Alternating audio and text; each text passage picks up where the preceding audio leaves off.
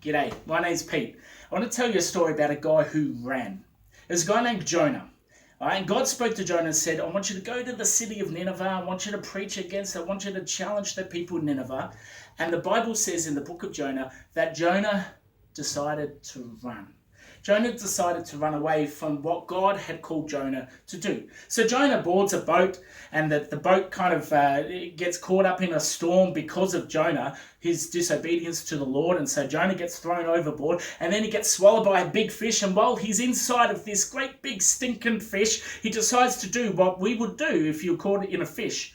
He prays. He calls out to God. And so Jonah prays inside this fish, and then God vomits Jonah out onto the beach, and then God says something to Jonah which I think is quite interesting. He effectively says to Jonah, hey Jonah, go and do what I called you to do. I originally called you to go to the city of Nineveh, now go and do it.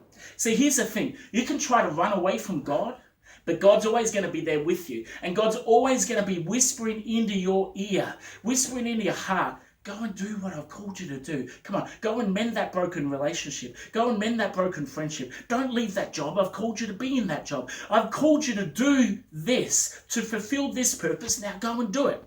Now you can try and run, but Psalm 139 verse 7 says, where can I go from your spirit? Where can I flee from your presence? You can't run away from God. You can run, but you can't hide. God is there with you. And so I felt the Lord say this really clearly. You can run, or you can rally. This is good, because to rally means to kind of gather together, to inspire anew. Kind of like, the dictionary says, kind of like a general who gathers his scattered army. And let me tell you, this is a word for the Salvation Army, and it's a word for the church right across the globe. You can run, or you can rally. And in 2017, we need to call people to rally together as the church to transform the world. I want to say to you one more thing. Stop running. Stop running.